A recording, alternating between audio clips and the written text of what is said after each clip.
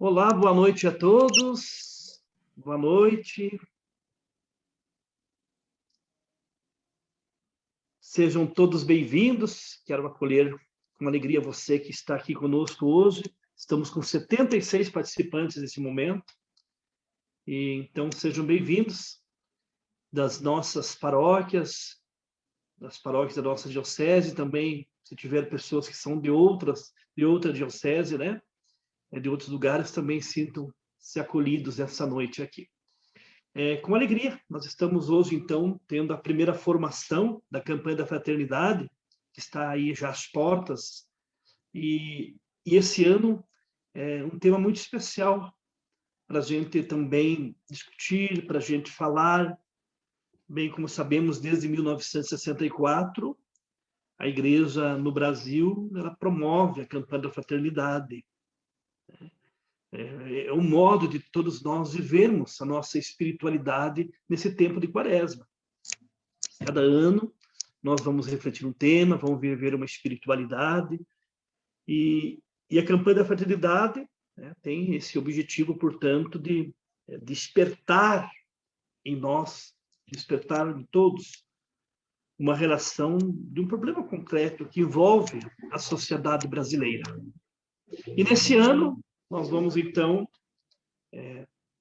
estudar, vamos agora ter a primeira formação hoje, falar sobre a fraternidade e educação. Fala com sabedoria, ensina com amor. Nós vamos ter essa primeira formação no dia de hoje. Então, eu quero acolher você que está vindo participar, você que está entrando aqui na sala, a maneira mais, penso que seja a maneira mais hoje, nesse momento, diante desse meio, dessa ferramenta que nós temos, é a maneira de poder atingir a todos, de atingir a todas as paróquias, de atingir a todas as comunidades, atingir a todo o povo de Deus. E a diocese está propondo, né, 2 datas. Então, facilita também, temos 2 datas para participar, para aqueles que não podem hoje, poderão na próxima quinta, enfim. Então, a diocese, preocupada também, e querendo que você possa se inteirar, e nesse tempo quaresmal que vamos viver, né, trazer presente esse tema, e esse tema não ficar só no tempo de Quaresma, como nós sabemos, não precisa, mas esse tema, né, vamos celebrar depois a vida, estender por todo o ano e vivenciar esse tema desse ano, fraternidade e educação. Eu acolho a Zilda, né, que está aqui conosco, que vai logo mais fazer a espiritualidade, a oração, o Léo, né, e de uma forma muito especial também o Humberto Silvano Arreira, que hoje nos ajudará, será o assessor desta noite. Muito bem-vindo, seja bem-vindo, Humberto, e com alegria, então, acolho a todos. Já convido, nesse momento, a Zilda, para que possa nos ajudar a fazermos a espiritualidade, a rezarmos juntos, Zilda, e de um modo muito especial, trazendo presente hoje a oração da campanha da Fraternidade 2022. Fraternidade e educação, fala com sabedoria e ensina com amor. Bem-vinda, Zilda. Obrigada, Padre João Maria, obrigada a todos. Uma boa noite a todos e a todas. Né? Eu, como educadora, particularmente, fico muito feliz quando o tema está mais para o nosso lado, né? E também feliz por ser um tema que move toda a sociedade, né? Principalmente com relação à campanha da fraternidade. A campanha da fraternidade deste ano, ela nos convida a refletir sobre a educação em nosso país à luz da fé. Educar em seu sentido mais amplo. Educar para a comunhão. Educar para a democracia verdadeira, para a esperança, para a alegria, para a partilha e para o amor. Que todas as pessoas, instituições, igrejas, governos, priorizem uma educação humanista e solidária, como um modo de transformar a nossa sociedade. Que todos nós possamos escutar com humildade, falar com coragem e discernir e agir de acordo com o Espírito e a Palavra de Deus. Convido a todos, agora, neste momento, para nós partilharmos e rezarmos a oração da campanha da fraternidade. Em nome do Pai, do Filho e do Espírito Santo. Amém. Pai Santo, neste tempo favorável de conversão e compromisso, dai-nos a graça de sermos educados pela palavra que liberta e salva.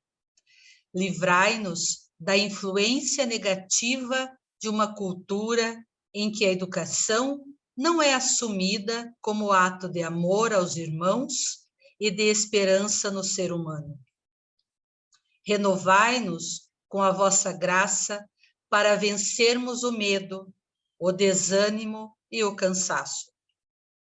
E ajudai-nos a promover uma educação integral, fraterna e solidária. Fortalecei-nos para que sejamos corajosos na missão de educar para a vida plena em família, em comunidades eclesiais missionárias, nas escolas, nas universidades e em todos os ambientes. Ensinai-nos a falar com sabedoria e educar com amor.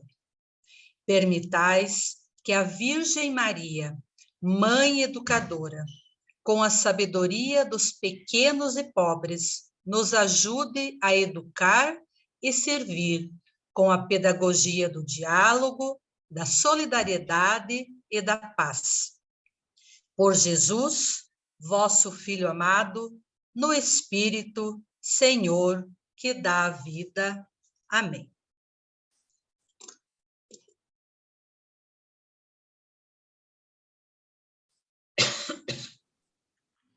Agradecemos, então, a Zilda, que nos ajudou nesse momento, primeiro momento da formação de hoje, a fazermos a espiritualidade, a rezarmos, e vamos rezar a oração da campanha da fraternidade. Eu quero convidar também, acolho, passo a palavra agora ao Léo, o nosso secretário da ação evangelizadora da nossa Diocese de São José dos Pinhais. Passo a palavra a ele também para dizer as suas palavras e apresentar a nós o assessor desta noite. Bem-vindo, Léo. Boa noite, muito obrigado, Padre Maria. Boa noite a todos e todas que aqui se encontram nessa grande rede de aprendizado, nesse nosso assunto sobre a educação. Desde 1964, estamos acostumados a viver a campanha da fraternidade, no tempo da Quaresma. É a forma de viver o mandamento da caridade, do amor ao próximo, concretamente. Em 2022, o tema terá um momento oportuno para conversarmos sobre uma educação integral, que resgata os princípios da fé cristã, o papel e a tarefa educativa da família, a Igreja e a sua missão de educar na fé, analisar, refletir e discutir sobre a importância de meios que favoreçam o acesso de todos a uma educação de qualidade. É a terceira vez que a Igreja no Brasil vai aprofundar o tema da educação em uma campanha da fraternidade. Desta vez, a reflexão será impulsionada pelo Pacto Educativo Global, convocado pelo Papa Francisco.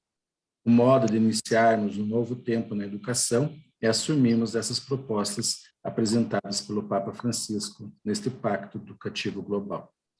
No atual contexto, profundamente marcado por contrastes sociais e sem uma visão comum, é urgente uma mudança de rumo que só é possível através de uma educação integral e inclusiva, capaz de uma escuta paciente e um diálogo construtivo, no qual a unidade supere o conflito. Se para educar uma criança é preciso uma aldeia inteira, nesta mesma aldeia existem atores fundamentais nesse processo: a família, a igreja, a escola e a sociedade. É preciso que cada um desses atores atuem com coragem ao colocar a pessoa no centro do processo educativo. Todos precisamos colaborar, envolvendo-se diretamente tanto nos debates, como também em iniciativas criativas que ajudem os governantes a priorizar a educação integral em nosso país. Tal empreendimento exige repensar a educação, a ação educativa formal e informal, e quais são as escolhas que estão sendo feitas, qual o modelo de sociedade e de pessoa humana que estamos formando. Com grande alegria para essa noite, então, nós queremos acolher o professor Humberto Silvano Herreras Contreras, não sei se está certo o sobrenome, mas o professor Humberto, ele é mestre e doutor em educação, é professor universitário e assessora na área de ensino religioso e também pastoral na CM Educação. Ele participa no grupo de trabalho de pastoral da ANEC e do setor de ensino religioso e universidades da CNBB. Também foi um dos organizadores do dicionário do Pacto Educativo Global, que foi lançado em 2021. Então, professor Humberto, boas-vindas. Estamos aqui, então, para ouvi-lo e, assim, socializarmos o seu conhecimento para conosco, né, nesses 2 dias que vamos estar promovendo sobre a temática da campanha da fraternidade. Desde já agradecemos seu sim, por também atender ao nosso convite. Então, o grupo é seu, a sala é sua.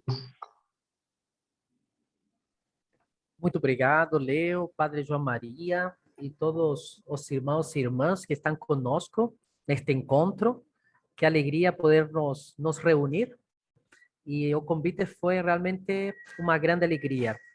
E o tema é algo muito próximo e penso que nestes 2 encontros poderemos nos aprender juntos, trazendo experiências de cada uma das localidades onde vocês atuam. E a minha intenção é que hoje possamos fazer uma introdução a partir de um olhar de educador e de educadora. E aí é o convite que eu faço a cada uma de vocês, mesmo na função que estiverem. Vocês estão na função de educador e educadora. Então, se você é um coordenador pastoral, se você é um leigo, ou você é professor, ou etc., tantas outras funções, que você se sinta neste momento como educador e educadora. E a partir dessa experiência, talvez refletir a campanha da fraternidade com essa abertura, certo, que o Pacto Educativo Global nos provoca. E eu vou pedir ajuda para vocês, em que sentido? De que esta apresentação inicial que eu faça, depois vocês possam trazer alguns elementos, algumas inquietações, algumas provocações, para que nosso próximo encontro, de alguma forma, eu possa me esforçar para trazer algumas percepções mais concretas das diferentes realidades que vocês atuam. Então, sintam-se à vontade para ir registrando no chat ou, posteriormente, fazer uso da palavra, tá bom? Eu vou compartilhar minha tela e só peço para vocês me confirmarem se vocês estão visualizando bem.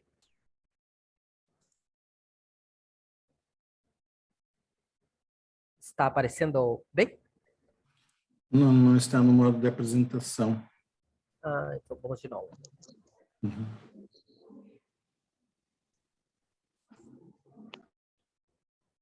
Agora?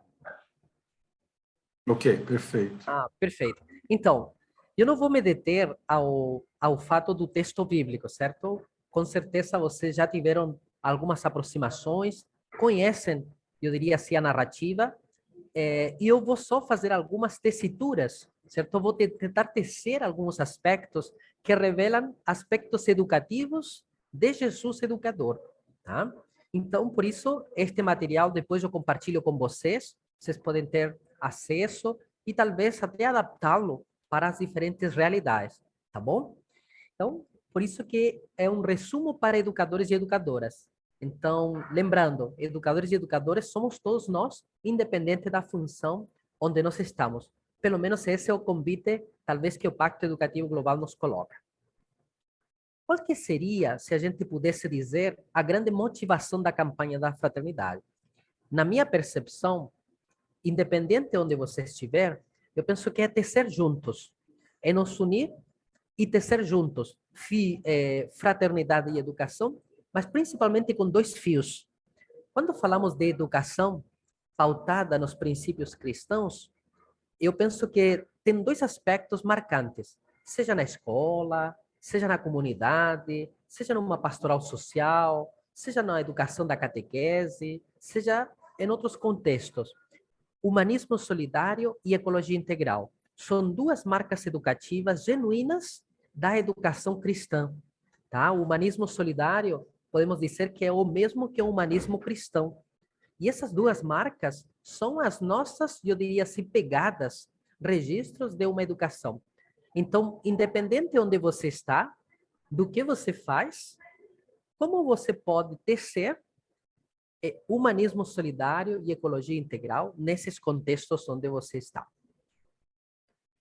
Nos objetivos da campanha, e aqui eu quero destacar alguns, e este material fica com vocês, nós poderíamos dizer que a campanha vem como trazer uma luz para dizer assim, como aquilo que você realiza, a tua ação pastoral, a tua profissão educativa, onde o lugar que você ocupa, que você faz trocas de experiência, de aprender, de ensinar, como que essas marcas de humanismo solidário, de fraternidade, de ecologia integral estão presentes? E como, de alguma forma, elas incidem, elas modificam. Por exemplo, na Laudato Si, o Papa Francisco, ele dizia, é necessário reordenar os itinerários pedagógicos para uma ética ecológica integral. Então, como nós, nas nossas atividades pastorais, educativas, nós reordenamos esses itinerários? Como nos alinhamos a essas necessidades atuais? E como o Leo falou no início, nós somos chamados a mobilizar. Então, talvez o grande convite do Pacto, e a Igreja Católica do Brasil acolhe esse movimento da educação da Igreja Global, ao entender que a educação é um tema principal, ela quer mobilizar a família, ela quer mobilizar o Estado, ela quer mobilizar a sociedade civil, ela quer mobilizar a propostas de políticas públicas. Então, esse movimento talvez seja o grande sentido do Pacto Educativo Global. E a pergunta, talvez, que deveria ficar em alerta, é como nós participamos desse movimento, como nós colaboramos desde o chão educativo ou pastoral onde nós estamos. O texto da campanha da fraternidade, aquele que a CNBB sempre produz ano a ano, este ano tem 281 parágrafos. Como o padre João colocou também no início, a campanha da fraternidade é sempre uma proposta aberta. Não é de uma igreja católica para a igreja católica. A campanha da fraternidade é como um funil em abertura. Ela é sempre voltada para a realidade. E uma curiosidade, não sei se vocês já escutaram, nós já temos até o tema da campanha da fraternidade de 2023. O tema será a fome. Então, percebam como que a igreja é sensível às realidades sociais.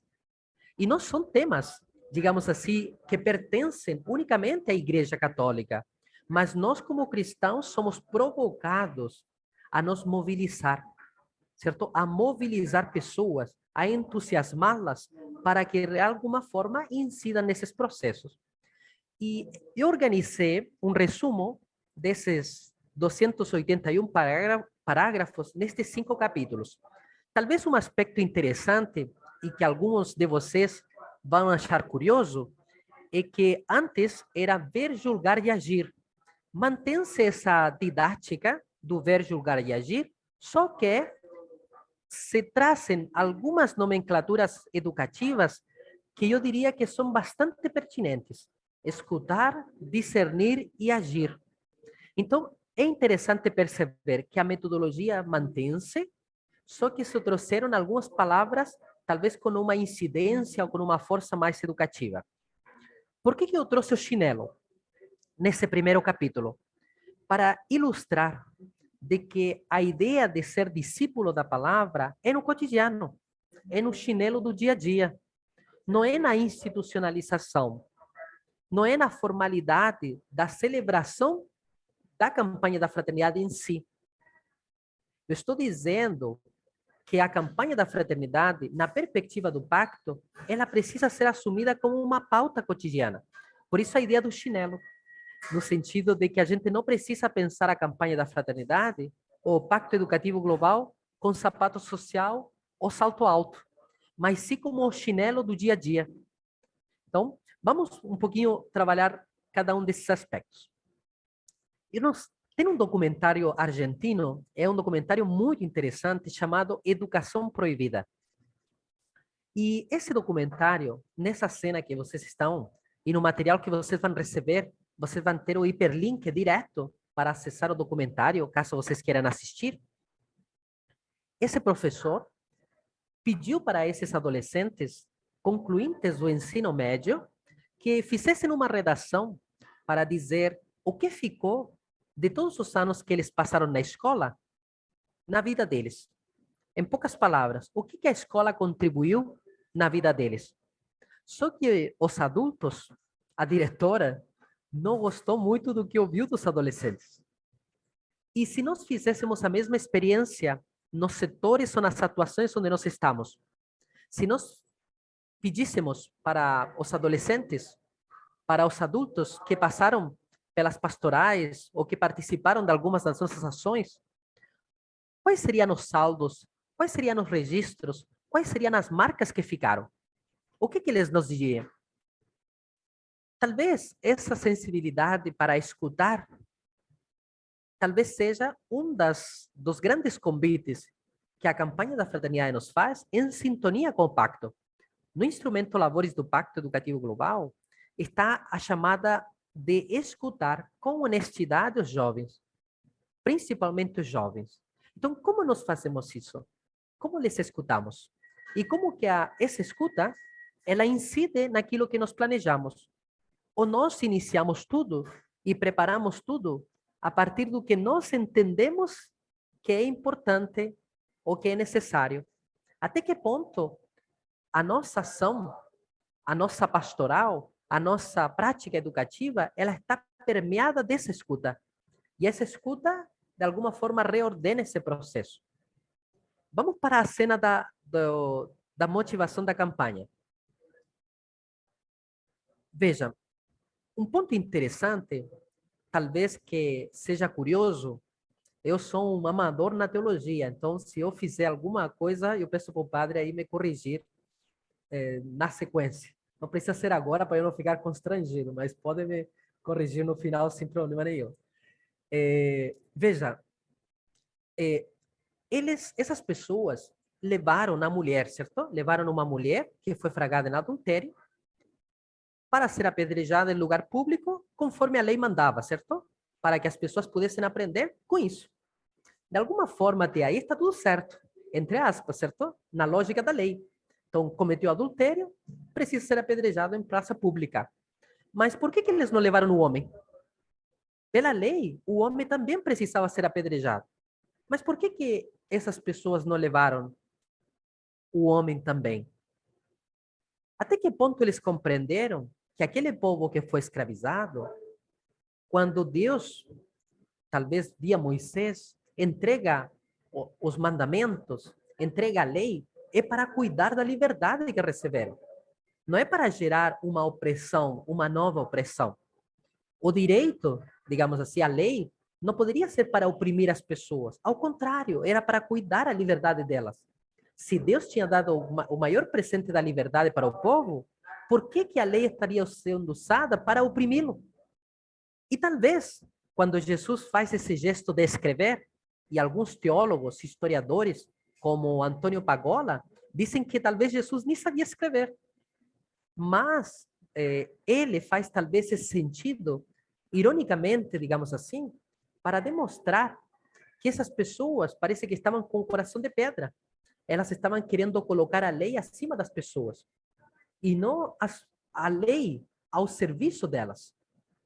E em um ponto importante, eu diria que cabe a nós aqui refletir que quando o Pacto Educativo Global nos fala de que as pessoas devem ser o centro dos processos educativos, significa que a nossa preocupação naquilo que propomos, naquilo que planejamos, seja nas pessoas.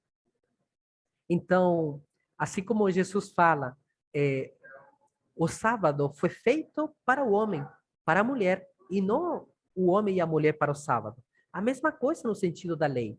A lei foi feita para o homem e para a mulher, para cuidar de sua liberdade, não para oprimi-lo. E um ponto curioso é que Jesus Jesus escuta, deixa a mulher falar e ele espera. Ele faz um processo de discernimento para logo ele falar. Isso é um ponto interessante, porque se a gente pensa, vamos pensar qualquer prática educativa. Vou fazer alguns exemplos. Vamos pensar em uma aula na escola. A aula tem 50 minutos. Desses 50 minutos, quantos dedicamos para escutar? Ou já partimos do conteúdo? Em uma experiência de catequese, antes de partir já da unidade do tema em si, digamos assim, entre aspas, do conteúdo, nós escutamos? Nos damos tempo para escutar? Entre aspas, nós gastamos tempo para escutar? Jesus gastou tempo para escutar, gastou tempo para pensar. Jesus não saiu falando. Digamos assim, essas pessoas chegaram e já ele falou, quem não tiver pecado, atire-lhe a primeira pedra. Não, ele escutou a mulher, ele fez discernimento para logo, de alguma forma, se pronunciar. E isso é extremamente interessante e ilustrativo em termos de conduzir pessoas, porque Jesus nos está mostrando, e nos evangelhos nos mostra, como conduzir pessoas. É só lembrar, por exemplo, a belíssima passagem dos discípulos de Emaús. Jesus não saiu falando para eles que ele era Jesus. Ao contrário, só fez uma pergunta. O que vocês estão conversando no caminho? E a partir dessa pergunta, eles fez novas perguntas. Les apoiou no discernimento e finalmente testemunhou. Então, isso é bonito e belo no processo de condução das pessoas. Outro aspecto, talvez, que seja interessante, e eu diria que é uma das chamadas da campanha da fraternidade, seja escutar. Eu não sei se vocês já tiveram um aparelho de rádio como esse, ou conheceram alguém que teve, mas a gente precisava ter uma sensibilidade para sintonizar-se. Então, quando estamos nesta lógica do pacto, quando o Papa Francisco nos convida a assumir esse pacto, nos está convidando a nos sintonizar, a sintonizar a nossa ação pastoral com a realidade, a sintonizar a nossa tarefa educativa com a realidade. Nós precisamos aterrizar o que nós fazemos na realidade concreta. Jesus entrou na realidade da mulher. Jesus não ficou assistindo de fora. A sua preocupação foi a mulher. E a sua ação pastoral, entre aspas, só obteve sentido porque ele colocou como central. E talvez se no início da pandemia nós escutávamos Raul Seixas, O Dia em que a Terra Parou, e a gente preocupava, e como que esse homem acertou direitinho essa música? Talvez a música que me inspira hoje como educador seja a Paciência de Lenine. Como nós podemos relocar-nos, reocupar essa posição do presencial por tanto tempo que a ocupamos no remoto ou em outros espaços virtuais? Como eu me recoloco nessa posição? Como que essa paciência, de alguma forma, me recoloca de uma forma diferente? Ou eu sou preso pela ansiedade novamente de fazer, de não dar tempo de escutar. E essa paciência não é no fazer, ao contrário, é um fazer mais profundo.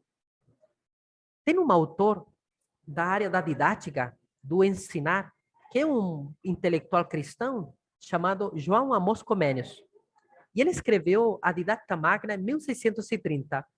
E ele tem uma frase no prólogo muito interessante. Ele diz assim, que nas escolas os professores ensinem menos para que os alunos aprendam mais. Que na escola haja mais luz e menos treva. Haja mais alegria, menos chatice. E nós sabemos o que uma escola quando é chata. Nós sabemos. Nós sabemos quando uma catequese é chata. Nós sabemos quando uma crisma é chata. Nós sabemos quando uma ação pastoral é chata. E aqui estou generalizando, mas no sentido, a gente sabe quando dão sentidos, trazemos significados, mobilizamos as pessoas como protagonistas. Porque nós participamos. Nós já estivemos como participantes e agora talvez estamos como propositores. E vejam que interessante, como nós entendemos que aquele escutar, que poderia ser dito assim, precisamos dar tempo para isso, faz com que a nossa ação ela seja mais significativa. Eu não sei se vocês assistem MasterChef ou assistiam, quando os juízes diziam menos é mais. Então, às vezes, a gente colocava um monte de conteúdo, certo? No prato. Sem sabor, a gente não conseguia diferenciar os sabores. Mas um prato que tinha menos, mas ele tinha história, ele tinha identidade, ele tinha sentido, ele tinha sabor. Então, menos é mais. E eu penso que essa ideia da paciência, do escutar, nos mostra como podemos ser mais profundos, certo? E significativos no que fazemos. Algumas ideias que talvez nos ajudam a pensar a nossa prática. Como escutamos? Se eu sou um agente de pastoral, como eu escuto? Se eu sou um professor, como que eu escuto? Se eu sou um catequista, como que eu escuto? E aquilo que eu escuto, como que mexe com o que eu planejo, com aquilo que é orientado? Nesse sentido, talvez eu convidaria vocês ao seguinte exercício, que foi uma das atividades que nós estivemos em uma formação anterior. Na Laudato Si, o Papa Francisco, no primeiro capítulo, responde à pergunta: o que está acontecendo com a nossa casa? E aí ele responde a nível do planeta. E aqui eu estava vendo no chat que temos pessoas de várias regiões, de vários municípios. Se você tivesse que responder desde teu município, desde tua paróquia, desde tua comunidade, o que está acontecendo com a nossa casa São José dos Pinhais? O que está acontecendo com a nossa casa Mandirituba? O que está acontecendo com a minha casa, a nossa casa, Paróquia São Cristóvão, etc. Como vocês responderiam? E como que essas respostas, essas escutas, mexem com aquilo que nós fazemos? Se tornam responsivas, se tornam mais correspondentes a uma realidade. Vejam uma coisa interessante. Hoje nós ouvimos falar muitas vezes que podemos fazer muitas coisas ao mesmo tempo. E de alguma forma ou outra é verdade. Podemos estar, por exemplo, agora assistindo esta apresentação, podemos estar registrando algumas anotações, podemos estar respondendo algum e-mail ou alguma mensagem, podemos estar pensando na janta e tantas outras coisas. Mas vamos fazer um exemplo. Se a nossa atenção, a nossa capacidade orgânica de atenção é 100%, então se eu divido em 4 atividades a minha atenção, então eu dedico 25%, 25%, 25% e 25%. Se eu sou consciente de que eu estou dividindo a minha atenção, tudo bem. Mas se eu não sou consciente de que assim como divido minha atenção, eu também posso dedicá-la ou concentrá-la em uma única fato, em um único acontecimento, aí está o problema. Por isso que talvez a nossa ação pastoral, na perspectiva do menos e mais, é para que a gente atinja mais profundidade. Que a gente tenha a escuta como um pressuposto, como uma prática honesta para se relacionar com as pessoas, para mobilizar saberes. E isso está no instrumento do Pacto Educativo Global, uma escuta leal dos jovens. Não faz de conta que estamos escutando. Então, talvez escutar nos convide a dirigir a nossa atenção. E podemos dizer, analogicamente falando, que Jesus, depois que deixou a mulher falar, que escutou a mulher, quando ele fica desenhando no chão ou escrevendo, ele está fazendo essa experiência. Ele está ativando as suas referências. E quando nós nos posicionamos, argumentamos, nós buscamos referências que estão em nós. Vejam, a palavra ensinar significa marcar com sinais. E nos diferentes contextos da família, da escola, da catequese, da homilia, das celebrações comunitárias, nós somos marcados. E essas marcas, que podemos chamar de ensinos, nos tornam ou nos ajudam a nos situar ou a nos posicionar em determinados contextos. Por isso que esse carinho, esse cuidado por esses processos educativos são essenciais. Porque nós queremos, por exemplo, que os nossos catequizandos, que os nossos jovens, que os nossos irmãos e irmãs das comunidades possam também discernir, assim como Jesus discerniu nessa realidade conflitiva. Porque essa cena da mulher se repete e se atualiza de diferentes formas em nossas comunidades. Uma forma direta, os casos de violência contra a mulher, de feminicídio, são frequentes.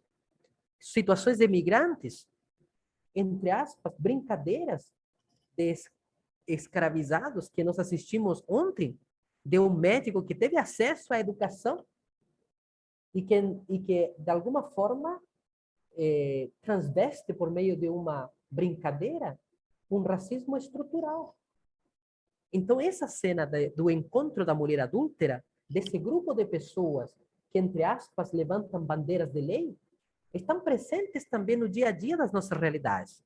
E como eu, você, também nós entramos nessas realidades conflitivas, escutamos, discernimos e nos posicionamos, porque Jesus se posicionou. Jesus entrou no meio e se posicionou. Discernir. Talvez, se nós estivéssemos presenciais, eu perguntaria para vocês, quem de vocês gosta de melancia? E além de perguntar quem gosta de melancia, perguntaria para alguma de vocês ou algum de vocês 3 dicas de como se compra uma melancia inteira, uma ótima melancia inteira. Alguns diriam que é preciso bater, que é preciso ver o moinho, que é preciso ver as cores, etc. E talvez com esses saberes populares, você acertou várias vezes, mas você só descobriu que acertou ou errou no momento em que você partiu a melancia no meio. Partir no meio significa interpretar. A palavra interpretar, na sua raiz, na língua portuguesa, significa partir no meio. Então, assim como escutamos as pessoas, nós precisamos escutar a realidade. Isso significa partir no meio. Se eu perguntasse para vocês já viram uma borboleta? Talvez a maioria falaria sim, com certeza. Se eu perguntasse, vocês já desenharam uma borboleta? Vocês também falariam, nossa, óbvio, já desenhei tantas borboletas. Mas se eu perguntasse para vocês, quando vocês viram a borboleta, ou quando vocês desenham a borboleta, vocês já viram a língua das borboletas? Vocês desenham a língua das borboletas? Talvez muitos de vocês se estariam se perguntando, mas tem língua mesmo? Eu não sabia. Ah, eu sabia. Mas talvez a maioria não. Por que fiz essa metáfora? Para dizer o seguinte, nós às vezes partimos de realidades que acreditamos que conhecemos, a borboleta, representamos essa realidade por meio do desenho, a comunicamos, mas muitas vezes talvez não tenhamos a profundidade do conhecimento dessa realidade. Então, somos convidados pela campanha da fraternidade a escutar a realidade, a interpretar a realidade. E aí, um ponto interessante que eu comentava no início, quando se fala colocar a pessoa no centro, não pensem que é colocá-la topograficamente, tipo geograficamente no centro. É que a nossa preocupação seja a pessoa. Veja, Jesus, quando caminhou em Emaús, não colocou os discípulos no centro do caminho. Eles caminharam juntos. Só que a preocupação da caminhada de Jesus era neles. A ocupação de Jesus estava neles. A centralidade estava neles. E esse é o convite que nós somos chamados a percorrer educativamente falando. Por isso que falamos de pedagogia responsável. Pedagogia significa conduzir. E responsável significa responder. Então, como nós conduzimos respondendo a essas inquietações, a essas indagações de realidade? E como as nossas pastorais escutam, como as nossas escolas escutam, como as famílias realizam essa escuta. O Paulo Freire talvez não escreveu muito sobre metodologia, mas tem uma citação que eu acho belíssima. Ele fala assim, que a realidade são os dados, são os fatos, mas também as pessoas. O que as pessoas nos dizem. Então, talvez, essa ideia de se aproximar da realidade seja um caminho muito bonito, vocês devem ter participado ou acompanhado o movimento eclesial latino-americano e do Caribe, certo? A Assembleia Sinodal. Vejam que o Papa Francisco falou, nós precisamos escutar. E por isso que ela demorou mais, porque houve uma escuta mais ampla. Então, essa ideia da escuta, dessa metodologia da sinodalidade, ela precisa percorrer, ela precisa estar nos nossos processos. Nós precisamos embarrar os pés. O nosso plano de pastoral, o nosso plano de ensino, o nosso plano de catequese, do catequista, precisa estar embarrado da realidade. Precisa estar embarrado da escuta. Ou senão ele não tem aderência ao dia a dia. Porque aquilo que aprendemos na catequese não é para a catequese em si. É para o mundo. Nós vivemos no mundo. O que nós aprendemos na escola não é para usá-lo dentro da escola, é para usá-lo fora. Então, essa ideia do cristão em saída significa de que esses referenciais, essas marcas, precisam nos ajudar a nos posicionar, a argumentar, a defender as pessoas na sua dignidade e em seus direitos. Então, quis trazer essa metáfora, talvez para ilustrar um pouco esse sentido. Eu não sei se vocês já tiveram uma bicicleta como essa, ou conheceram alguém que teve. Essa bicicleta é muito curiosa porque ela não precisava de bateria e de pilhas para esse farol acender. Então, o farol acendia a partir do presente, desse presente movimento. Se as nossas vidas são como bicicletas, nós estamos no presente pedalando. E quando a campanha da fraternidade, o Pacto Educativo Global nos fala de futuro, construir futuros, esses futuros não são virtuais, eles não são ilusórios. É um presente em movimento, porque é na pedalada do presente que podemos fazer iluminar, que podemos construir sentidos, que podemos construir horizontes. Não é uma visão futurista, ao contrário, é um tornar-se consciente do aqui e do agora. E de como esse aqui e agora nos ajuda a prospectar possibilidades. Possibilidades pessoais e também comuns. Se eu estivesse presente com vocês, perguntaria também, quem de vocês é o melhor, digamos assim, da diocese que cozinha? Se alguém tivéssemos que escolher alguém destas 192 pessoas que estão aqui para cozinhar, quem nós escolheríamos? E de alguma forma, quando nós pensamos, planejamos processos educativos, na escola, na família, na sociedade, na igreja, na catequese, nos preparamos cardápios. Imaginem que vocês vão convidar uma pessoa para jantar na casa de vocês amanhã. Talvez vocês vão passar no mercado hoje, ou passaram no mercado, compraram os ingredientes que precisavam, compraram alguns ingredientes especiais que vocês não utilizariam no dia a dia de suas casas. Ao mesmo tempo, deixariam talvez adiantada a sobremesa, porque a sobremesa demora mais. No outro dia, fariam suas coisas rapidamente para começar a preparar esse jantar. Tirariam aquela toalha, certo? Do armário, aquela toalha especial, que se teu filho ou filha derrubasse um copo de suco, você ficaria extremamente bravo com ele.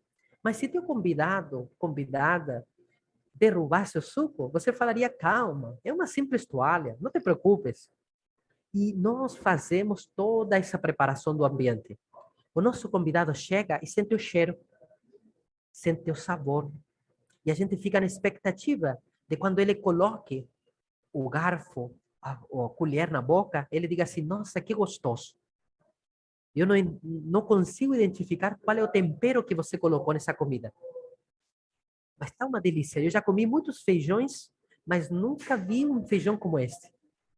E na Fratelli Tutti, nas primeiras 2 linhas, o Papa Francisco fala, nós precisamos ter sabor ao Evangelho. E o Evangelho é sempre em saída. Ele é sempre uma boa notícia. Então, como que os cardápios que nos propomos aos catequizandos, aos leigos, aos estudantes, às famílias, aos grupos, eles têm sabor ao Evangelho. Eles têm sabor de realidade. Vejam, às vezes nós temos uma atividade de 40 a 50 minutos. uma aula, por exemplo, mas nós preparamos essa aula em muitas mais horas. Então, essa preocupação, ela faz parte da tarefa educativa. Por isso que o mais importante na tarefa educativa é o caminho. Não é onde nós chegamos, nem onde nós partimos. É o processo. A beleza estava no caminho de Emaús. Jesus não queria ficar a jantar com eles. Foram eles que o convidaram. A beleza do processo educativo, do acompanhar, do conduzir, esteve no caminho. E aqui nós poderíamos dizer que talvez o Pacto Educativo Global, alinhado à campanha da fraternidade, nos convida a pensar um novo estilo de vida, um novo estilo educativo, a nos sintonizar, a nos enredar, formar redes, entender que estamos interligados e de como que aquilo que aprendemos na igreja deve ser complementado com aquilo que aprendemos na família, que aprendemos na escola, e como que a igreja precisa ser ensaída, como a catequese precisa ser ensaída, como a escola precisa ser ensaída. E como isso mexe conosco, como reordena nossos itinerários. E gostaria de compartilhar 5 chaves do Pacto Educativo Global que eu entendo que nos ajudam a pensar os nossos processos. A primeira, talvez a mais forte, que está desde a Evangelii Gaudium, seja a pastoral em saída. Qual é a capacidade, se nós tivéssemos que medir a abertura das nossas pastorais, a abertura da escola? Qual é a abertura? Até que ponto nós conseguimos nos aproximar das realidades? Até que ponto conseguimos responder o que está acontecendo com a nossa casa? E como essa escuta das pessoas, da realidade, modifica, tempera os cardápios que preparamos? A segunda chave, construir pontes. E vejam, aqui vou dar um exemplo. Talvez vocês já viram na escola, porque vocês já devem ter ido para a escola e talvez conhecem pessoas que, crianças, sobrinhos que vão para a escola, filhos. No Dia do Índio, que deveria ser chamado Dia do Indígena, às vezes se usa como um figurino para as crianças como seminuos. Depois colocam uma pena para cima. E ainda, às vezes as crianças fazem, não tem comunidade indígena no Brasil que faz isso. O que demonstra? Uma falta de pontes, uma falta de aproximação, uma falta de olhar-se nos olhos. Então, quando a gente, por exemplo, comemora o Dia do Índio, o Dia do Indígena, por que não recordar que existem mais de 200 povos indígenas? Que existem mais de 200 línguas indígenas diferentes? E como podemos tornar o Dia do Indígena significativo? Como podemos entrar em contato com eles?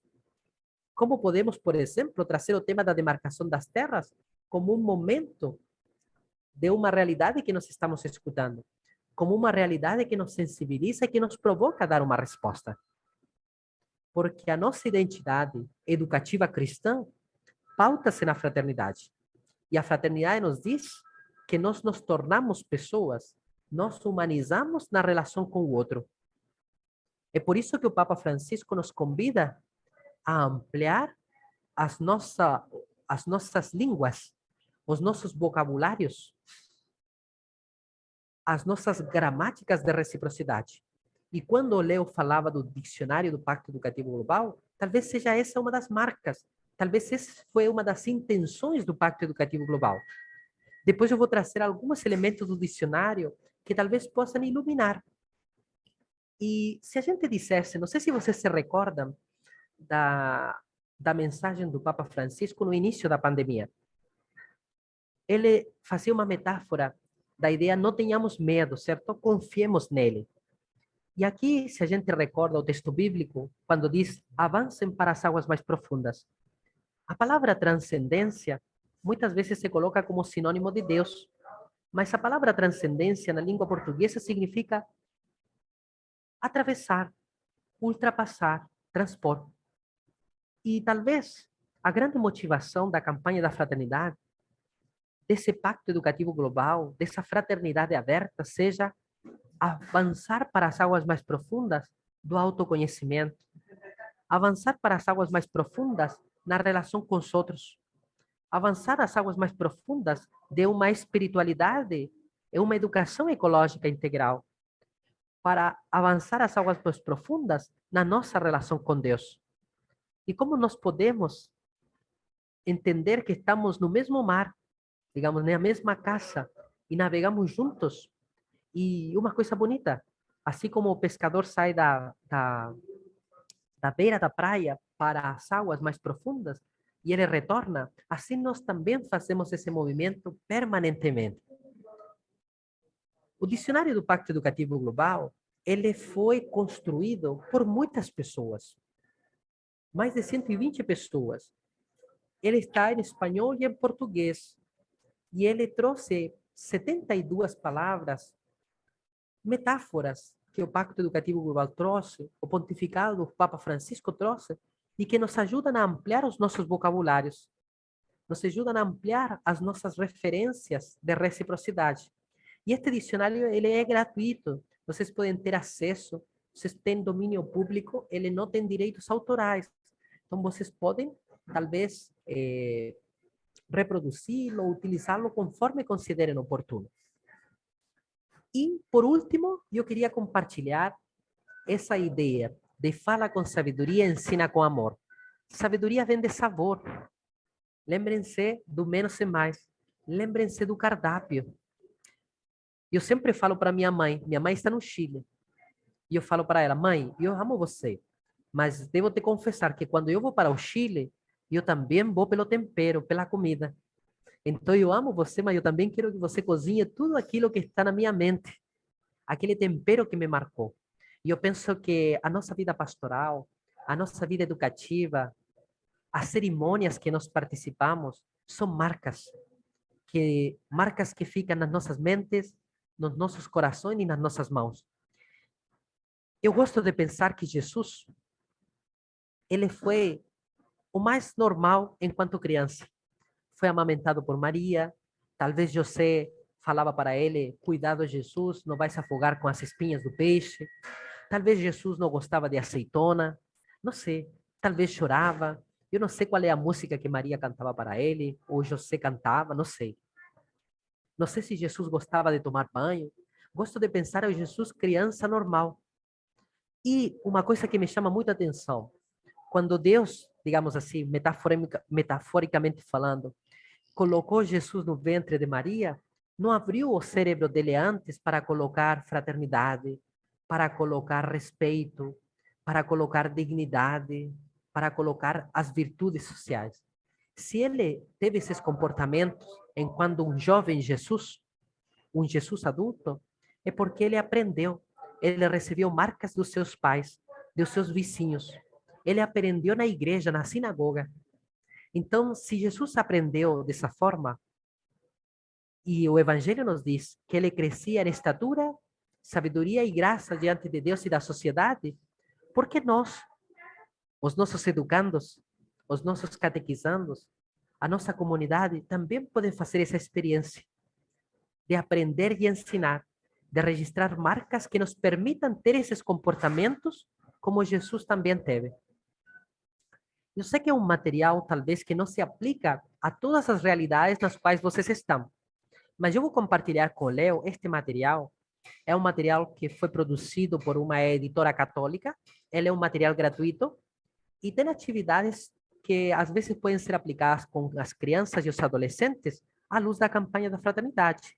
Por exemplo, tem aqui para a educação infantil, para as crianças, tem aqui uma cruzadinha com os valores do pacto para fazer um vínculo com o dicionário, tem uma ideia de rodas de conversa com adolescentes, tem aqui uma releitura de assim como Jesus escreveu no chão, assim também as crianças também podem fazer esse testemunho. Então, algumas ideias que vocês podem usar. Aqui também deixarei alguns links que vocês podem utilizar para acessar o cartaz, caso vocês queiram fazer uma releitura do cartaz. Por exemplo, como que essa leitura desse cartaz poderia ser aplicada na minha realidade, do meu município. Tem também a letra e o hino da campanha, e tem 2 sites aqui que, com certeza, se os acompanhamos, eles nos mostram, talvez, esse movimento bonito da igreja. E talvez o meu desejo, e aí eu abro a palavra para o diálogo, é que as nossas pastorais, as nossas práticas educativas, elas sejam exemplos de encontros de luz em tantas sombras de um mundo fechado. Na Fratelli Tutti, o Papa Francisco lista uma série de sombras. Assim, nós também precisamos listar as sombras do nosso município, de nossa região, da nossa comunidade. E nós precisamos ser luz em tantas sombras de um mundo fechado. Não basta pensar, comunicar o mundo aberto.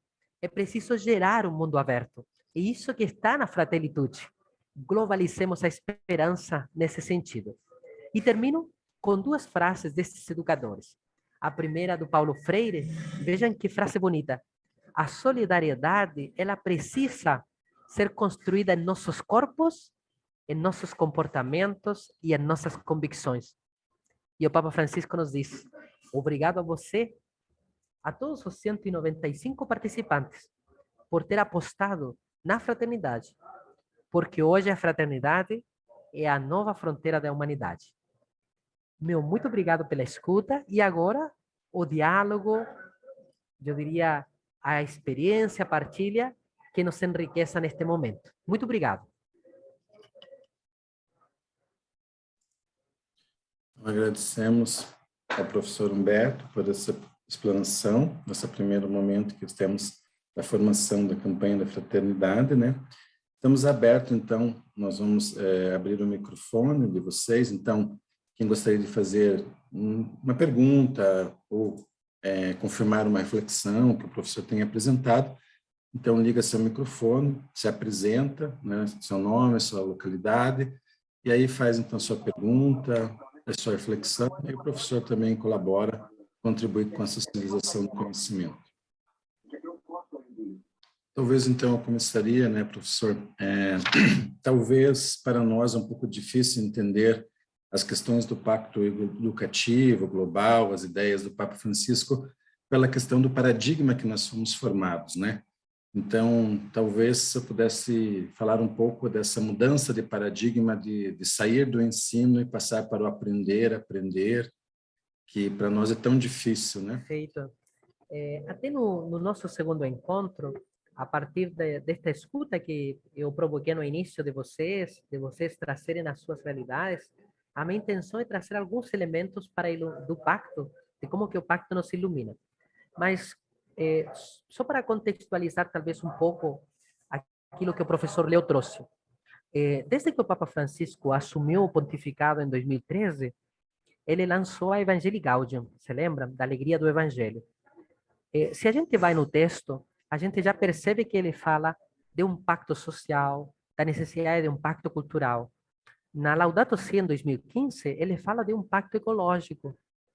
E ele foi escutando movimentos sociais, ele foi escutando educadores, diretores, lideranças de outras religiões, os jovens, veja, escutou as comunidades tradicionais, originárias, e em 2019 ele percebe que frente a tantas rupturas sociais, culturais, ecológicas, ele entende que a educação pode ser aquela que nos ajude a construir, a reconstruir esses vínculos.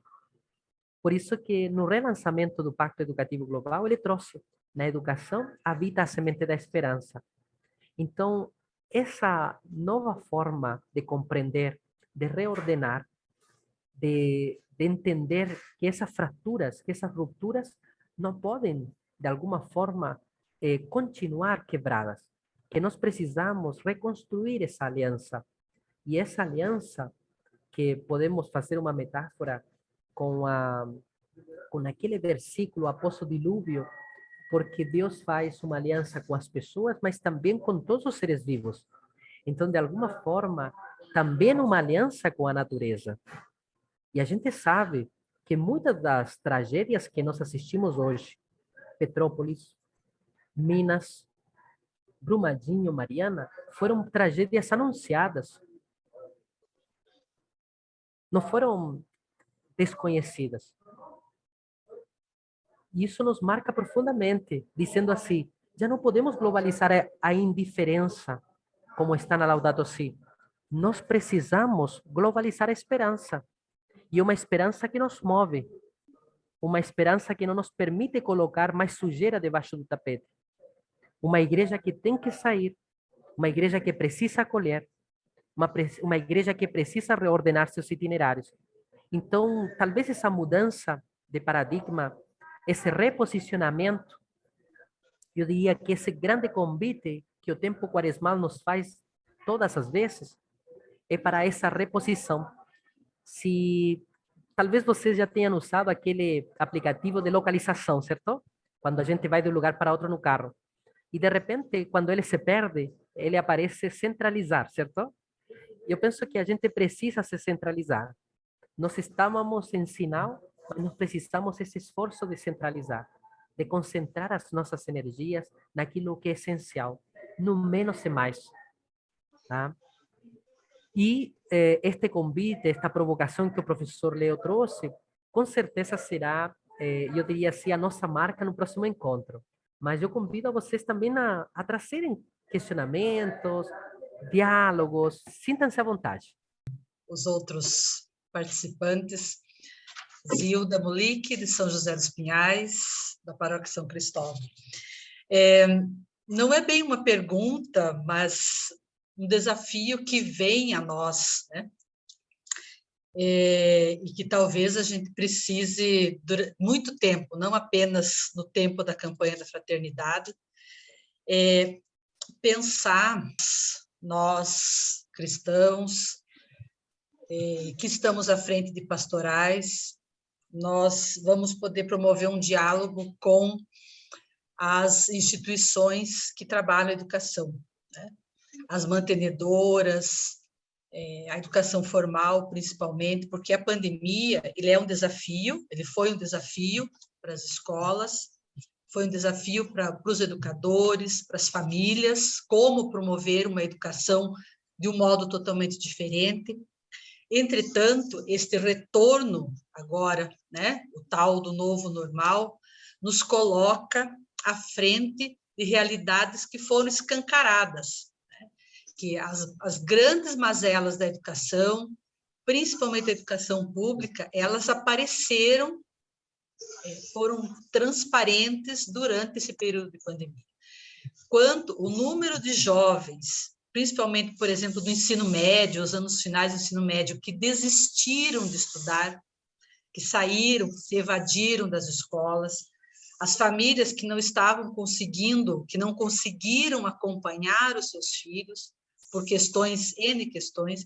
Então, esse é um desafio, assim, que eu penso, assim, que é um desafio muito grande para que a gente possa enfrentar. É claro que nós temos as ferramentas, o pacto educativo, todas as propostas, mas que a gente, eu acredito que nós tenhamos aí um trabalho, né, meio hercúleo, para a gente poder dar conta, né? São alguns pontos somente para a gente pensar, professor.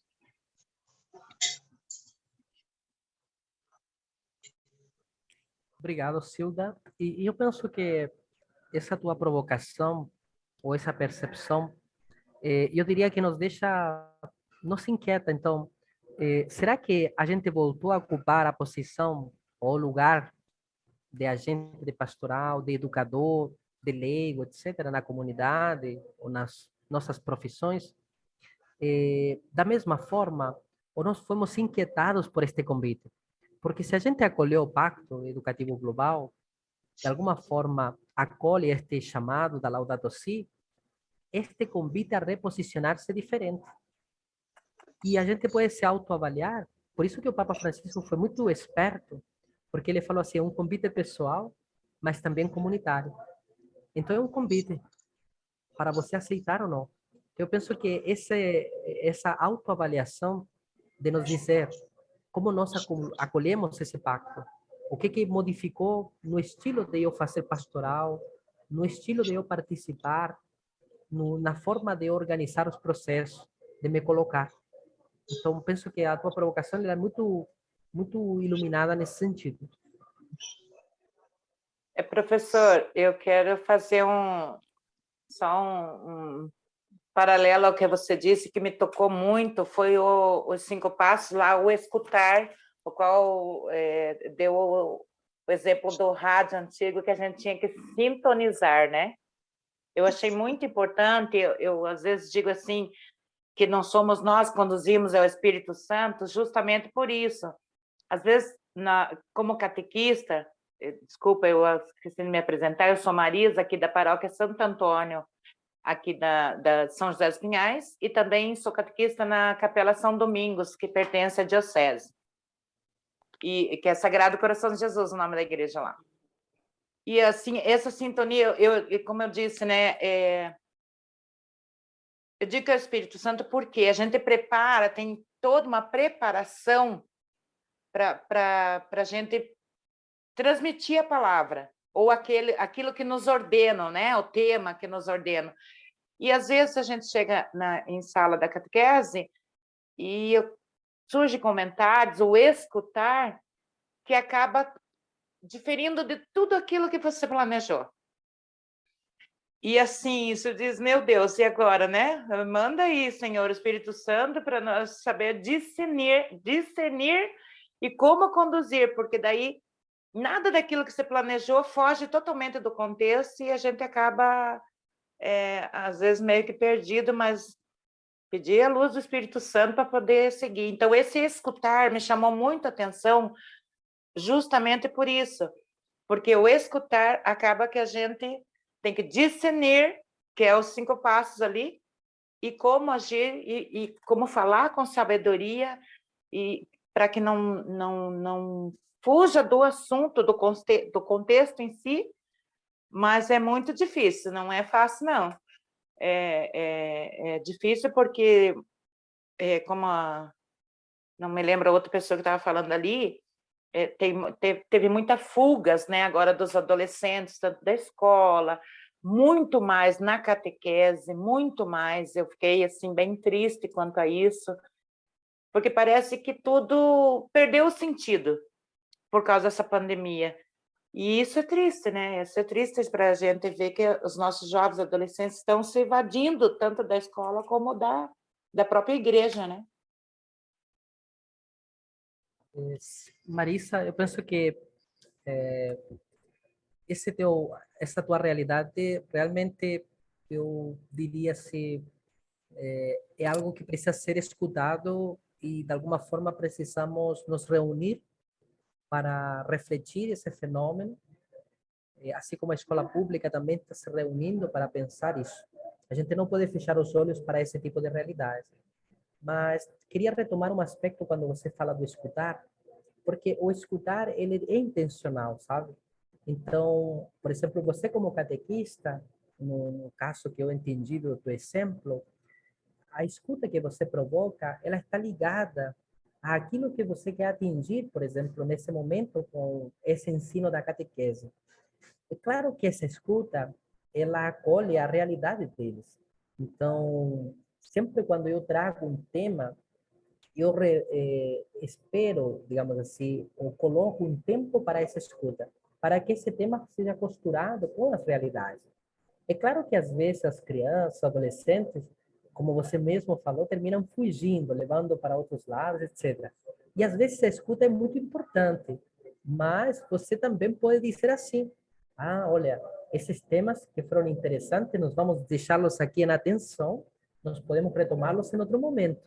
Isso não significa que você está fechando os olhos a eles, ou fechando os ouvidos a eles, mas está dando sentido a eles. Até porque, muitas vezes, vamos precisar refletirmos, vamos precisar nos aproximar, compreender melhor, para poder retornar a eles. Então, realmente, esse exemplo é bastante significativo, e aquela situação que você trouxe da evasão, que às vezes a gente fala de evasão escolar, mas e essa evasão, como você muito bem falou, dessas crianças, desses adolescentes? O que vamos fazer? A escola fez ou tentou fazer a busca ativa. O que nós vamos fazer enquanto processo de busca? Obrigado pela inquietação. Eu registrei aqui essa inquietação. Boa noite. Eu sou Ciro, também da paróquia São Cristóvão, né? Eu sou professor, pedagogo e dirigente da APP Sindicato Metro Sul, que é um núcleo do APP Sindicato aqui na Diocese de São José dos Pinhais, que abrange praticamente os mesmos municípios, né, da Diocese. Eu só queria, assim, fazer uma colocação da realidade que nós enfrentamos hoje no estado do Paraná, né? Aquilo que a Zilda colocou, eu assino embaixo, né? Essa é a realidade, mas, acima de tudo, nós estamos encontrando, frente à mantenedora, seria quase que uma destruição do nosso currículo, né? A mudança do ensino médio, onde nós, por muitos anos, construímos de forma coletiva, né? Ouvindo, e os professores participando, professores, funcionários, estudantes, na construção desse currículo. Agora está sendo modificado quase que totalmente, né? Numa lógica onde nós temos um secretário que ele é empresário, numa lógica mercantilista, onde que retira toda essa questão do humanismo, de preparar o adolescente, o jovem, para o mundo do trabalho, para o exercício pleno da cidadania, né? Disciplinas importantíssimas como sociologia, filosofia e artes que estão sendo retiradas e colocando-se disciplinas que não têm importância nenhuma, sendo que a comunidade não foi consultada, ninguém foi consultado, inclusive professores sendo substituídos por uma empresa educacional, onde o professor ele tem apenas o ensino médio para trabalhar o ensino técnico, e muitas escolas militarizadas, onde a comunidade não foi consultada a ponto de saber o que significa isto, com militares que não são professores, não são educadores, sendo que, então, os educadores perdendo a sua função, o seu cargo, o seu plano de carreira, né? E isso vai incidir nesse processo, né? Nessa construção coletiva, né? Que é muito triste isso, né? Que estamos vivendo, e hoje os professores estão numa situação que eles precisam de um apoio da pastoral da educação, como se fosse um espaço de pedir socorro, né? De apoio da comunidade, da igreja, porque muitos não têm, né? Os pais não estão sendo ouvidos, os professores não estão sendo ouvidos, né? Há toda uma intolerância, né? Para quem quiser se manifestar. É muito difícil, nós estamos vivendo nas escolas tempos mais difíceis. Eu trabalhei quase 40 anos na educação, os tempos mais difíceis nós estamos vivendo hoje, com essa realidade da escola pública, né? Onde que a maioria da classe trabalhadora e dos mais pobres necessitam deste espaço para o seu desenvolvimento pleno, né? Humano, profissional, né? Do exercício da cidadania. Obrigado, professor Ciro. Você trouxe vários aspectos, eu diria assim, da realidade da educação pública. Eu penso que, até para, talvez, quem não está dentro do contexto que você relatou, é importante a campanha da fraternidade. No próprio texto base, talvez é um aspecto que eu posso trazer no próximo encontro, ela olha para esses diversos contextos e públicos, entre eles a educação pública. E eu penso que essa alerta que você trouxe, essa ideia que nosso estado do Paraná tem dado contra-testemunhos, eu diria assim, muito complexos. Por exemplo, o fato de ele ter aprovado homeschooling, esse movimento da educação domiciliar, em uma perspectiva, e que talvez é muito triste porque são grupos, entre aspas, cristãos, afirmados em um conservadorismo que talvez não compreendeu a essência do educar no humanismo solidário. E se aferram a valores tradicionais, mas que são, de alguma forma, individualistas, que eles não estão ancorados na fraternidade. E justificam na construção da família, de uma sociedade, igual que essa militarização. Então, eu penso que esta campanha da fraternidade, e aí já passo a palavra para outra pessoa que queria comentar, ela realmente deve ser um espaço de, eu diria assim, de denúncia e de anúncio. Este ano o Brasil tem uma fase da sua vida cívica importante, política. Então, o Brasil vai repensar os seus posicionamentos políticos de representação. E eu penso que a campanha da fraternidade tem tudo a ver com isso, porque Jesus se posicionou. Jesus se posicionou, ele falou. Acabei de sair. Então, penso que aquilo que você trouxe como problemática é interessante também. Obrigado pela partilha. Ai, como é que eu entro? Boa noite, eu sou a Pamela, da Paróquia São Pedro.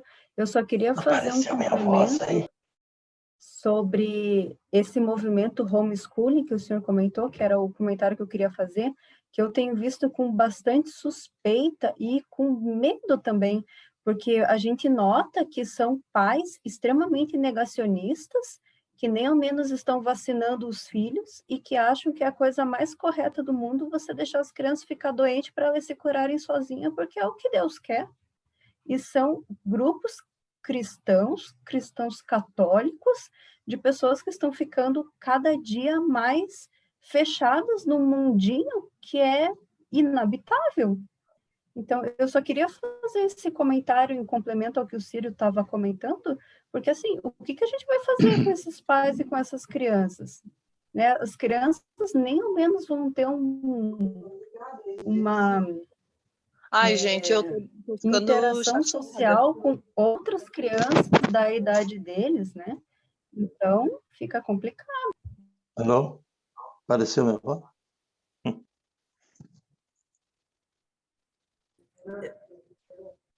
Eu penso que um aspecto que você trouxe, professora Pamela, ao mesmo tempo que são alguns grupos cristãos, mas também nós temos alguma linha evangélica, principalmente neopentecostal, que tem marcado o Brasil.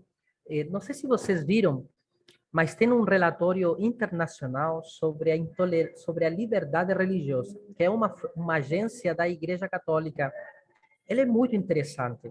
Eu fiz a leitura recentemente daquele que foi publicado em 2021 e diz que a maioria dos casos de intolerância religiosa, eles aumentaram no Brasil, no país, por motivos de movimentos de igrejas cristãs evangélicas pentecostais e, de alguma forma, eu diria assim, nos afeta, porque como que eles compreenderam o Cristo?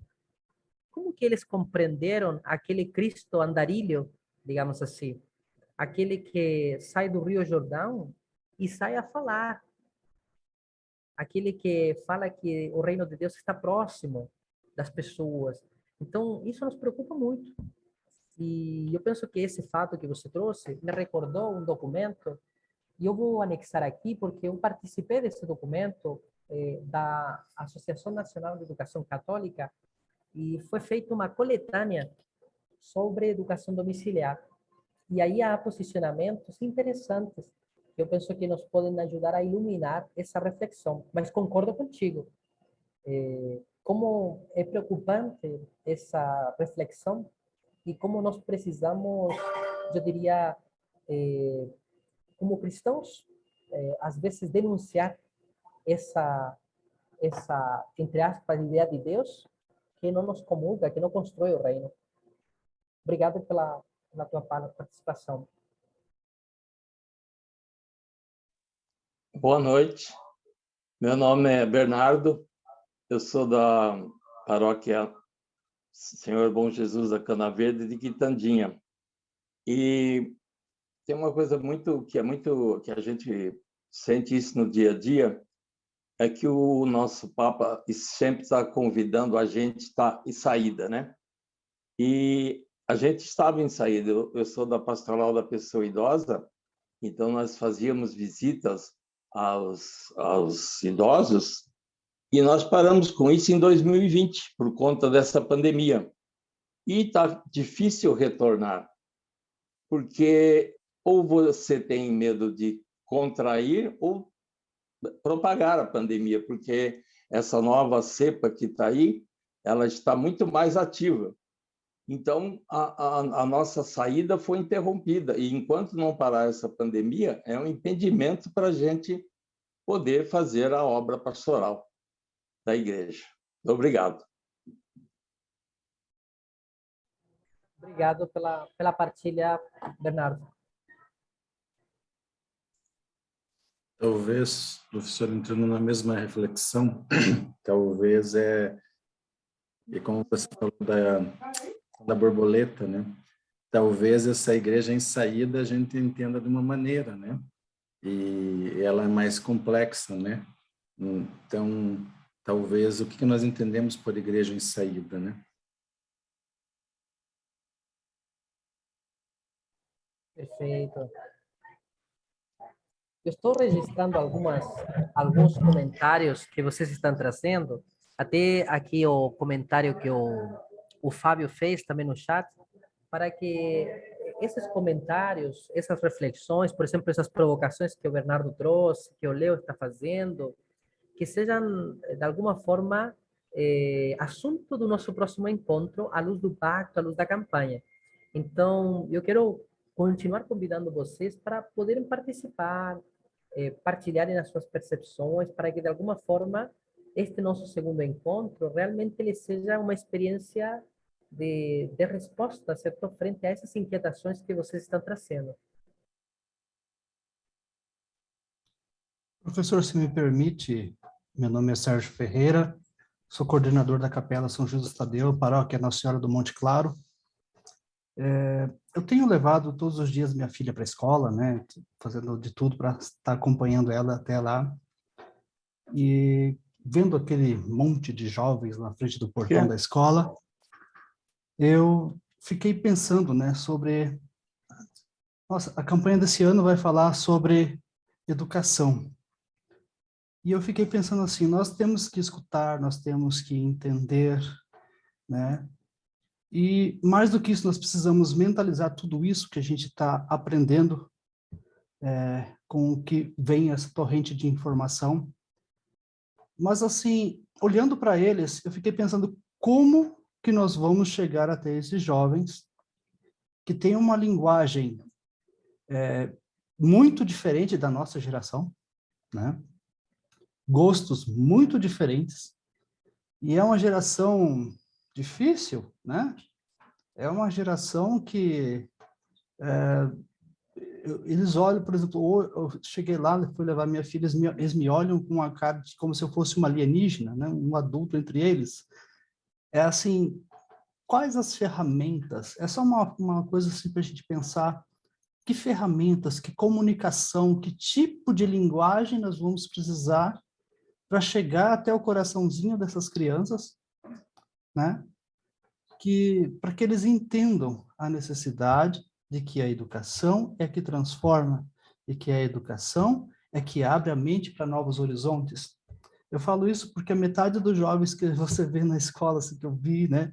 Esses que estão indo lá, grupinhos que formam suas pequenas bolhas, mas não estão preocupados com o ensino. Não vou dizer que no meu tempo foi diferente, assim, mas a dificuldade de comunicação hoje, e eu sou comunicador, é muito, ao meu ver, ela fica chocando muito com essas novas tecnologias, sabe?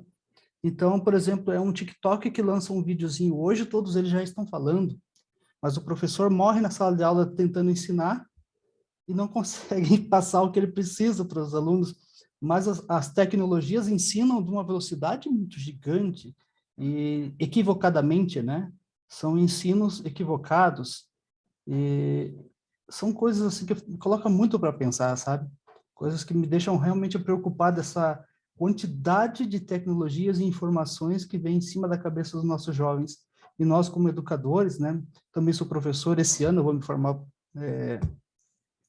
como professor, né, estou me formando, e eu vejo essas grandes dificuldades que vêm por aí.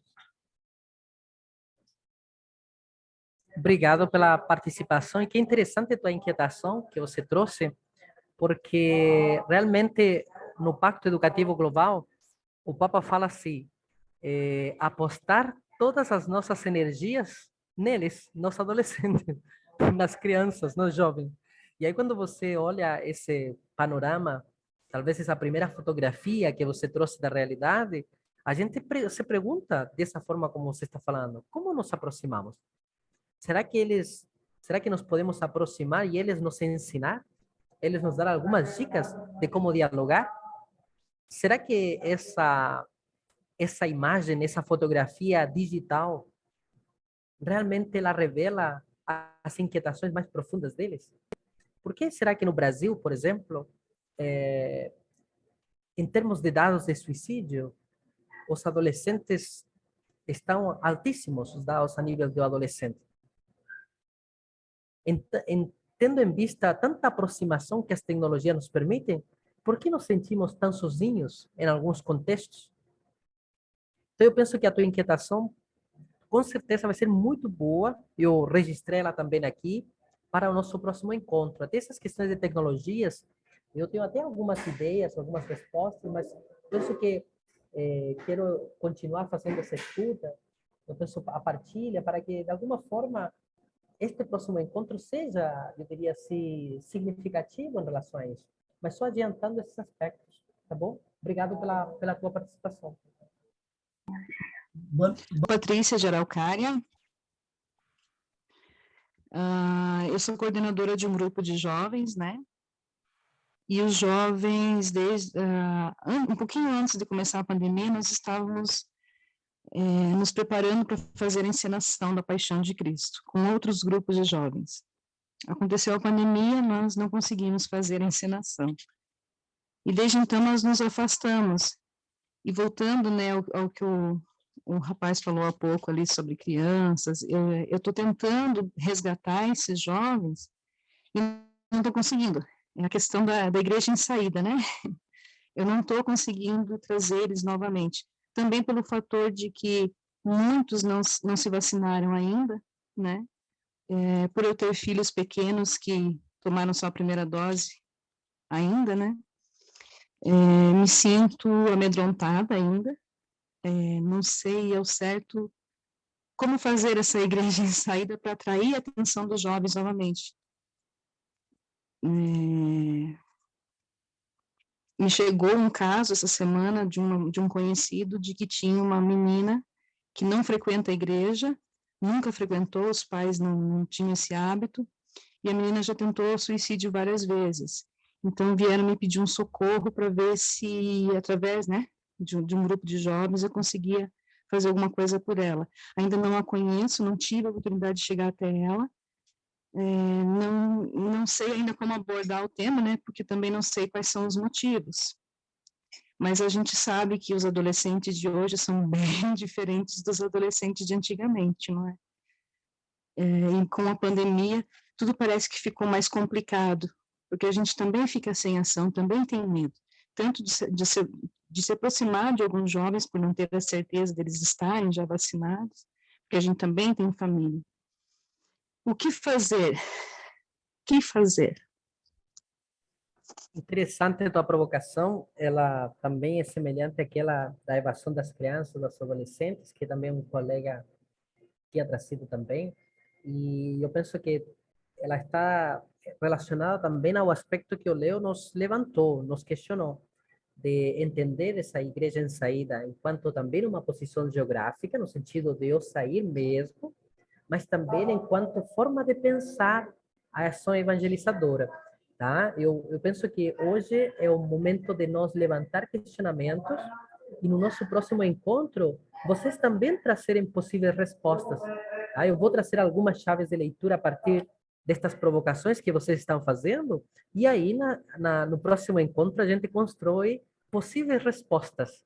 E aquelas que eu não souber, eu vou sair pesquisando, comentando com pessoas que estão com com os pés no chão nas realidades, e como que elas estão conseguindo, talvez, se aproximar deles. Vejam que complicado o que nós falamos agora. Difícil, porque nós dizemos, os adolescentes estão difíceis, mas, ao mesmo tempo, nós precisamos colocar toda a nossa confiança neles, acreditar que neles se revela Deus, enquanto espaço teológico, como diz a Pastoral da Juventude, tá bom? Então, com certeza, essas inquietações vão ficar, eu diria assim, muito substanciais na nossa reflexão. Obrigado, Patrícia. Eu sou o Lucas, eu sou da Paróquia Nossa Senhora Rainha da Paz, da Borda do Campo, em São José dos Pinhais. Vendo tudo isso sendo dito, tipo, eu como jovem, eu tenho 18 anos, e vendo que tudo isso sendo dito, tal, sobre a questão de nós como jovens, a dificuldade que nós como catequistas temos para interagir com os jovens de hoje, eu tenho muita dificuldade para interagir com as crianças que eu dou catequese, tanto não só na catequese, como os meus alunos em faculdade. Eu atualmente curso física, faço faculdade, vou me tornar professor e tal.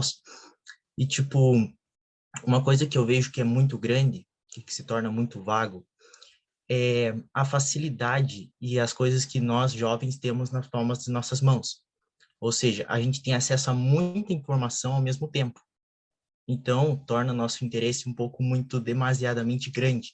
Então, a gente tem um leque muito grande de possibilidades. Ou seja, os nossos interesses acabam se tornando desse tamanho, pequenos. Porque, às vezes, a gente está interessado numa coisa aqui, aí aquilo lá nos cansa. Dando esse cansaço, a gente parte para outra coisa, porque é simples. A gente pode simplesmente trocar um aplicativo na tela de um celular. É muito simples para a gente. Isso eu dando o meu ponto de vista como jovem. E, tipo, eu tenho muita dificuldade para poder entender as crianças nas quais eu converso, nas quais eu tenho interação. Como na faculdade, eu vejo muito que os grupinhos, um aqui, um ali, porque as informações estão muito circunstanciais. Ou seja, cada um vai se juntando. Eu não entendo muito bem isso, eu sempre tive muita dificuldade para mim ter essa conversação. Eu sempre ficava num grupinho só, então eu não entendo muito dos outros. Mas vendo essa questão, a gente consegue compreender um pouco da tamanha dificuldade que nós temos para passar as coisas. Eu, como catequista, como professor, eu sempre utilizo uma forma que acaba dando essa liberdade para que eles escolham a maneira na qual eles achem interessante de ser trabalhado. Ou seja, tipo, um entende de um jeito, o outro entende de outro jeito. Por que não unir essas duas coisas e tornar uma coisa só? Tipo, eu quero usar um celular. Mas eu quero que algo se torne um desenho. Por que não fazer um desenho num celular? Tipo, eu acabo juntando uma coisa com a outra e torno o útil ao agradável. Mas, voltando à questão, tipo, da nossa dificuldade como igreja, como para a gente poder colocar essas coisas em prática, elas se tornam muito mais complicadas. Até porque, como eu já comentei, a questão do interesse. O interesse, ele é muito vago para nós jovens agora. Porque a gente tem muita coisa muito liberada. Desde criança, a gente já tem acesso a muita coisa. Como eu escuto dos meus pais, dos meus avós, as coisas antigamente eram muito mais difíceis de você ter, de você conquistar, de você correr atrás. Então, o interesse ele se tornava maior, mais amplo. Então, você focava numa coisa e era isso. Hoje não, hoje você pode focar nisso, naquilo outro, naquele negócio ali, tipo, várias coisas simultaneamente. E isso acaba distorcendo a nossa percepção para as coisas. Então, é uma das coisas assim que eu vejo que eu tenho muita dificuldade de eu mesmo compreender sobre mim. Como eu ainda estou conhecendo o mundo, estou conhecendo as coisas, para mim é muito difícil. Então, eu vejo que essa dificuldade, tipo, ela está em muitos outros jovens, muitos adolescentes. As crianças também têm essa dificuldade para compreensão, porque está tudo muito fácil. Eu acho que as coisas estão muito fáceis. Não estou dizendo que o fácil é ruim, porém, acaba dando essa distorção do compreendimento deles e do nosso compreendimento para poder passar alguma coisa para eles. Bom, enfim, é isso. Obrigado, Lucas. Eu achei bastante. Sem microfone, professor. Agora sim. Lucas, obrigado. Eu fui registrando as ideias e eu penso que você trouxe algumas questões chaves. A ideia dos interesses pequenos, eu diria assim, legal essa questão. Outro ponto que me chamou a atenção é a ideia das raízes. Talvez das coisas que você fala de superficiais, certo? A questão de falta de profundidade. E talvez seja isso que marca um pouco a situação dos adolescentes, porque no Pacto Educativo Global, no instrumento Labore, se fala assim, que precisamos apoiá-los para eles escutar as suas demandas internas, para que eles as escutem. Vejam, eles conseguem escutar tanta coisa, TikTok, Instagram e tantas coisas, mas eles não conseguem se escutar a si mesmos. E isso tem gerado neles problemas de saúde mental, graus de ansiedade muito grande. E isso que você trouxe, para mim, é uma reflexão bem bonita, que eu penso que o Pacto Educativo Global nos provoca a termos uma atitude de acolhida. Veja, Jesus levou, digamos assim, levou uma chamada de atenção dos adolescentes no caminho de Emaús. Eles falaram para Jesus, você não sabe o que está acontecendo? Nossa, é o único que não sabe o que aconteceu? É só você. Imagine os adolescentes falando isso para vocês. São os únicos que não sabem? E Jesus se fez o de desentendido para ter uma atitude de acolhida, de discernimento, para que esses adolescentes falassem. Então, obrigado pelas tuas reflexões. Eu registrei elas aqui e, com certeza, nós vamos trazer elas de novo no próximo encontro. Obrigado mesmo. Ok, professor. Então, nós temos também a continuidade, né, no próximo encontro. Então, aí nós teremos a continuidade no dia 24, na próxima semana, né? Teremos, então, a finalização desse nosso momento de formação da campanha da fraternidade. Então, nós agradecemos, né, esse primeiro momento, por o senhor ter partilhado conhecimento, né, e feito a gente caminhar nos caminhos e falar com sabedoria e ensinar com amor. Nosso muito obrigado por esse primeiro momento. Passo a palavra, então, ao Padre João Maria. Eu também quero agradecer ao professor Humberto, e enquanto havia sua partilha aqui entre nós, eu ficava pensando, né? Eu também gostaria de, uma hora, conversar bastante com o professor Humberto, quanto ele vai nos ajudar a gente escutá-lo e também ele nos ouvir. Tem tantos desafios, né? Nós enfrentamos e vivemos muitos desafios nos dias de hoje. Mas o professor nos ajudou, nos animou com a sua partilha, nos entusiasmou nesta noite, também despertou. Foram momentos aqui muito importantes agora, quando pudemos aqui partilhar um pouco também daquilo que estamos neste momento passando, vivenciando. Então, muito obrigado, professor. É com bastante expectativa que nós o aguardamos para a próxima quinta-feira. Quero passar nesse momento, ele está participando conosco aqui, está junto lá. Quero acolher com alegria e passo a palavra a ele, o nosso pastor, Dom Celso, que está presente essa noite conosco aqui.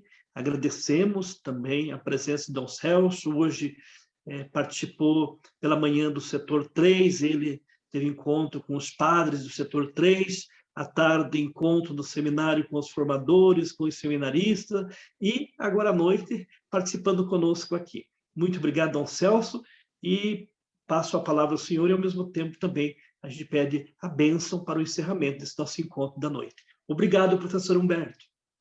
E seja bem-vindo, Dom Celso. Obrigado por estar conosco essa noite aqui.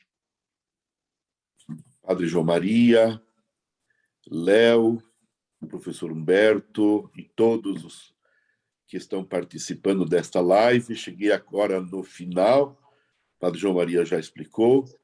Pela manhã eu estava escutando os padres do setor 3, à tarde eu escutava os formadores, e agora à noite escutava os seminaristas. E cheguei para escutar um pouquinho vocês. E juntos vamos escutar o que o Espírito Santo tem a nos dizer. Vamos refletindo, vamos rezando, vamos conversando. Não podemos julgar nem condenar. Estamos vivendo um momento assim, existe uma complexidade em tudo, mas nós não podemos perder a esperança. Não podemos perder a esperança e precisamos nós também ser um sinal de esperança para todos ao nosso redor. Às vezes a gente não sabe, de fato, como lidar com algumas situações. Eu mesmo, podem estar tranquilos. Às vezes eu não sei lidar com certas situações. Então, eu até desabafo, coloco nos contos para os padres, para as religiosas, para os leigos me ajudarem a refletir, a discernir, a ampliar a reflexão para a gente encontrar luzes. Então, não podemos perder a esperança e nós mesmos temos que ser um sinal de esperança para todos ao nosso redor. Então, que Deus abençoe. Eu vejo educação e evangelização são duas ações muito próximas. Se a gente pudesse caminhar juntos, né? Educação e evangelização. Eu acredito que essa campanha da fraternidade tem muito a nos ajudar. Que Deus abençoe a todos. Ave Maria, cheia de graça, o Senhor é convosco. Bendita sois vós entre as mulheres, e bendito é o fruto do vosso ventre, Jesus. Santa Maria, Mãe de Deus, rogai por nós, pecadores, agora e na hora de nossa morte. Amém. São José, rogai por nós. O Senhor vos abençoe e vos guarde, o Senhor vos mostre a sua face e vos conceda a sua graça, o Senhor volva seu rosto para vós e vos dê paz, saúde e abençoe todas as crianças, todas as nossas crianças, adolescentes e jovens, todos os nossos professores, todos os nossos evangelizadores. Em nome do Pai, e do Filho, e do Espírito Santo. Amém. Amém. Uma boa noite. E peço que todos rezem pelo Dom Celso hoje, lembrem, 4 anos hoje que o Dom Celso é o nosso pastor aqui na nossa diocese. Muito obrigado, Dom Celso, por estar conosco. E vamos rezar hoje pelo Dom Celso. Todos nós vamos rezar. Obrigado, Dom Celso. Obrigado. Deus abençoe. Boa noite.